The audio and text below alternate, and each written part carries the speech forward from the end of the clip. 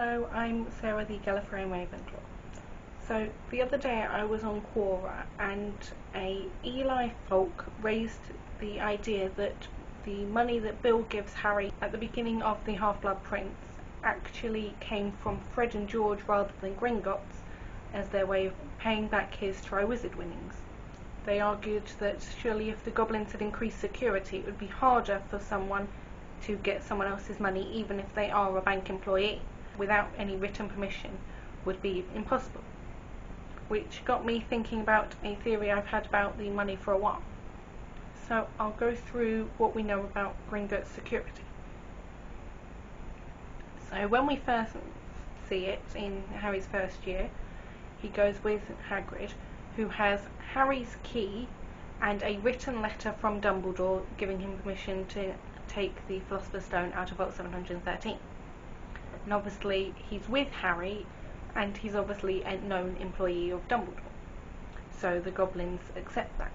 But in the following years, a number of times Mrs. Weasley does his shopping and even gets money out for him, and she often does this without telling him, so even if she did have his key, he hadn't given permission, so why would the goblins allow it? So obviously you could argue that they signed some sort of custody thing because they're a magical family that Harry trusts and could allow it, but we never hear about that, so for now let's pretend that there isn't one.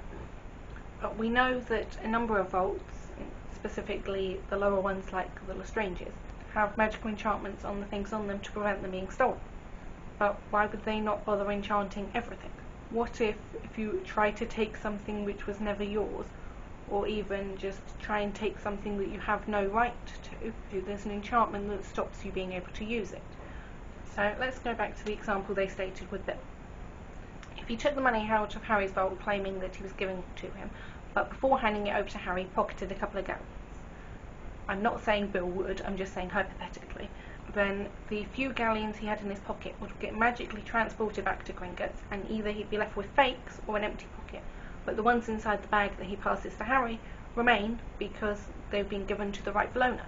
Therefore, when Mrs. Weasley's taken his money out before, if she got the money, then went to buy the school books, and so was picking up 2 copies of everything, one for Harry, one for Ron, and she had to hand over the money from both bags, because otherwise it would be, if she handed over the money for 2 books from Harry's bag, half of it would be fake or disappear, because there would be no reason for Ron's books to be bought with Harry's money.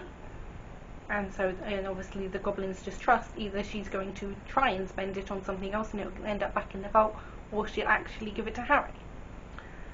This would also explain how Sirius was able to buy the Firebolt, because that's something that I always wondered.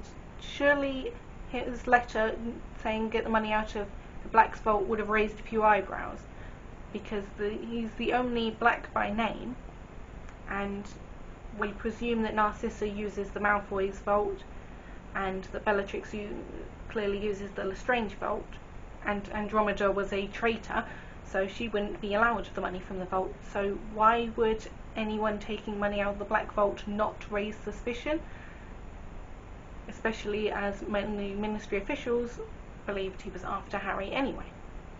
But if this enchantment exists, then the goblins just went, oh, just take the money out of the vault, send it to the Quidditch supplies shop, and then if they reply saying the money's fake or disappeared, then it won't get purchased.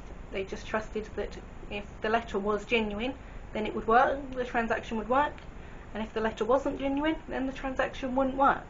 That's why they'd be willing to hand over the money. And the goblins obviously wouldn't care about wizard business anyway, so they would just be interested in whether the transaction works. They don't really care that the only person who it could be genuine for is on the run. So this is just my theory on an enchantment they have at Gringotts. It's not perfect, but it's just a theory. So if you've got this far, please comment below saying whether you agree or not with my theory, and anything I might have missed that either contradicts it or agrees with it. I just think it would be an explanation of how the Weasleys do access Harry's money and how Sirius managed to buy the Firebolt in the first place. So thanks for watching, bye.